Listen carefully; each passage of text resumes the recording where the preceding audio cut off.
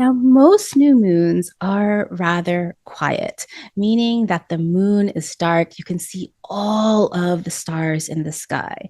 But this particular Cancer new moon, that is exact on July 14th at 2:43 a.m. Pacific. This one is anything but quiet. There's so many things happening simultaneously in the sky. This is one of the most activating times of all of 2026. Now, this new moon happens shortly after the exact Mercury retrograde combust, where Mercury meets the sun at the exact midpoint. Such a bright point of recognition, of downloads, of just receiving information and getting so much clarity. So I hope that's happening for you. But this is also happening at the time where the cosmic cradle is forming. I'll be showing that to you in just a little bit. The cosmic cradle being formed by Jupiter opposite Pluto with trines to Neptune as well as Uranus. Everything hanging around that 4-degree mark. And this cradle, also known as the Barbault Basket, is something that is holding us as we are going through so much change. Just like a cradle holds a baby as it grows from infant to child, this cosmic cradle is holding us as we grow into something else. I'm Leslie Tagorda, a business astrologer and creator of the Astrobrand method, blending more than 20 years of brand strategy with the precision of astrology to help entrepreneurs and underrepresented leaders make their mark. This chart was cast from San Francisco. You might be in other places of the world, so disregard the house systems right now. I'm actually recording from Hawaii at the moment, but you can see that this new moon happens at 21 degrees of Cancer. Mercury just passed. Mercury is moving pretty quickly at this point. Mercury had just passed that midway point, a full moon phase, really, of Mercury and the sun. Mercury can never get very far from the sun. So when Mercury meets the sun during a retrograde, it's like a full moon. So we're having a new moon with our Cancerian archetypes, but we're having a full moon with our Mercury recognition. Isn't that amazing? So if you listen to part one, you now fully understand why we are now recognizing all the things that have emotionally held us back and making new pathways. Now, the other thing that's happening that so many astrologers have been talking about is this Barbault basket, which I call the cosmic cradle. You can see it. Let me see if I can outline it right here.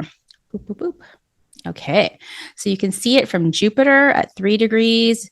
It's getting close.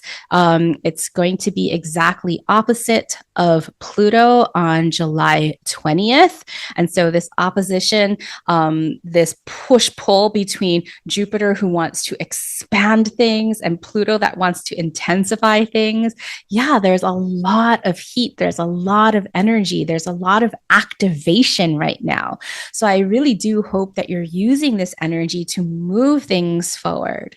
And then we have Neptune at 4 degrees in Aries and Uranus at 4 degrees of Gemini. So when Jupiter meets at 4 degrees, like around, it's building up to July 20th, things are going to be intense, but hopefully in a really good, intense way.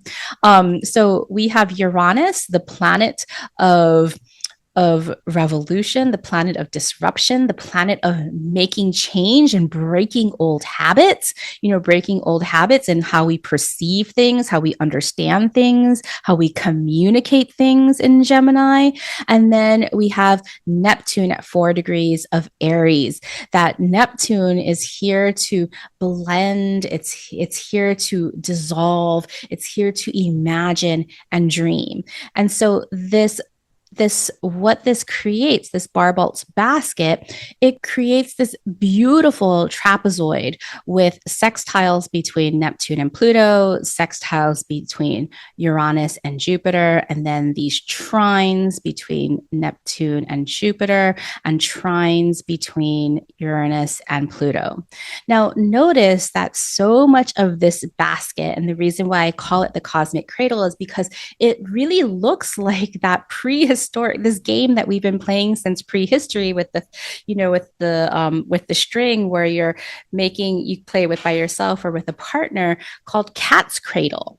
And so why not the cosmic cradle? But there's so many supportive energies in here with all of these sextiles and trines, which are opportunities, which are gifts given to us. And then we have this one opposition between Jupiter and Pluto, which, can be good or can be bad, but all an opposition is asking us is to make a choice. There's no way to really integrate Jupiter and Pluto. We can change our minds and work on one thing at one time, but Jupiter and Pluto are just showing, just like that Mercury retrograde combust, the Sun and Mercury coming together and like massive downloads, an opposition shows us things, it illuminates things for us to make a choice. And so this Barbault basket is already in formation. Again, it's going to reach its peak when Jupiter gets to that 4 degrees, but it's pretty much here all year long. And so what is it holding for you? What is it asking you to grow, to evolve, to move into that next phase? I really feel it. And while I cannot see, and usually I'm a visionary who has like 5 years ahead of me planned, at this point, I really personally, for me, cannot see exactly what the future is going to bring for me personally in my business with how this book launch is going. And I'm trusting in the universe that I am going to be held. And so what about for you for this new moon in Cancer? So, by the way, if you want to understand this kind of cosmic timing and thinking at the level of your own chart, that's exactly what my upcoming book, Astrology for Changemakers, teaches you to do. It's available for pre-order now. Click the link in the description. By the way, if you want to go even deeper into your own chart, that's exactly what my upcoming book, Astrology for Changemakers, is built for. It's available for pre-order now at all of your favorite book retailers. Click the link in the description. And if you want more astrology for leadership, business, and branding, make sure you subscribe. I'll see you soon. So thank you again. If this podcast has touched your heart, please share it with others. Please leave me a rating and review so we can reach the hearts of even more change makers like you.